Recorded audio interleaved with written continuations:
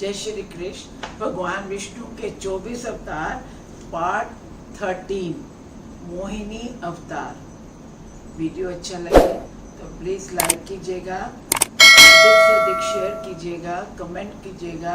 यदि सब्सक्राइब नहीं किया तो सब्सक्राइब करें और जान पहचान वालों से भी सब्सक्राइब कराएं। तो शुरू करते हैं। मोहिनी अवतार। समुद्र मंथन से 10वीं बार धन्वंतरी नाम का वैद्य एक हाथ में अमृत का कलशा और दूसरे में हरितकी एक हरण होते हैं जो एक जड़ी बूटी की तरह लेकर समुद्र से निकलता है। दैत्य लोग उससे अमृत का कलश छीन लेते हैं। देवताओं ने विनय करने पर भी जब दैत्य अमृत देने से इनकार कर देते हैं तो नारायण जी के पास जाते हैं। वैकुंठनाथ कहते हैं वे तुम्हारे कहने से अमृत नहीं देंगे, मैं अपनी माया से कोई उपाय करके तुम्हें अमृत पिला दूंगा। नारायण जी मोहिनी मूर्ति, अति सुंदर उत्तम भूषण और वस्त्र पहने स्त्री रूप में प्रकट होकर देवताओं और दैत्यों की ओर चले। मोहिनी रूप जिसे देखकर देवता, दैत्य, मनुष्य, योगीश्वर, मुनि, यति सभी मोहित हो जाएं, ऐसा रूप। देवता और दैत्य उस मोहिनी रूप स्त्री को देखकर मोहित हो गए और अमृत पीना भी भूल गए।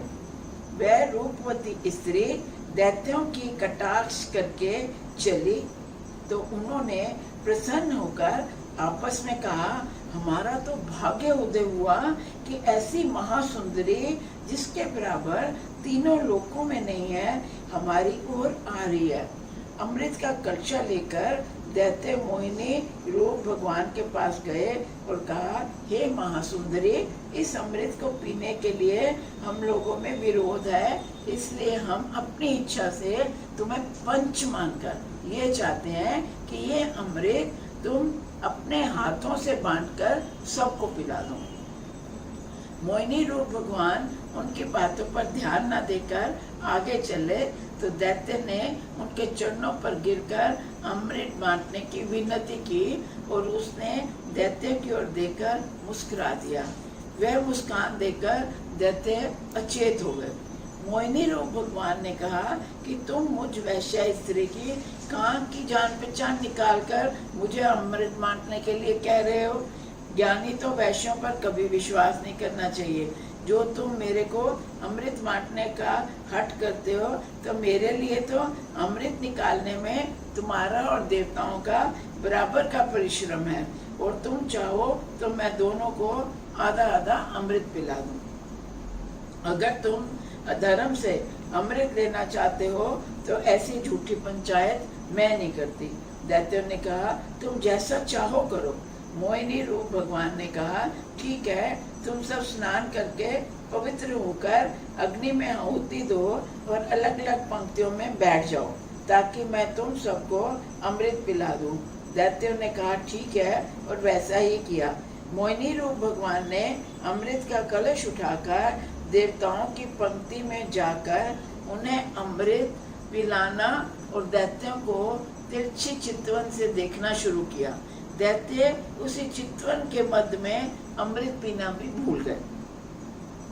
जब मोहिनी रूप भगवान सब देवताओं को अमृत पिलाते हुए पंक्ति के अंत में जहाँ सूर्य और चंद्रमा बैठे थे पहुँचे तब राहु नामक दैत्य ने कलशा देखकर विचारा कि इस स्त्री ने हम लोगों को अपने रूप से मोहित करके सारा अमृत देवताओं को पिला दिया है और दैत्यों को अमृत पिलाने से निराश कर दिया है।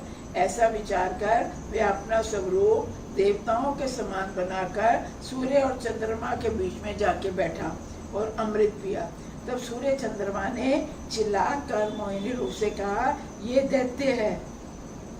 मोहिनी भगवान ने ऐसा सुन के सारा अमृत चंद्रमा पर गिराकर सुदर्शन चक्र से राहु का सिर काट दिया, पर अमृत पीने के कारण वह मरा नहीं।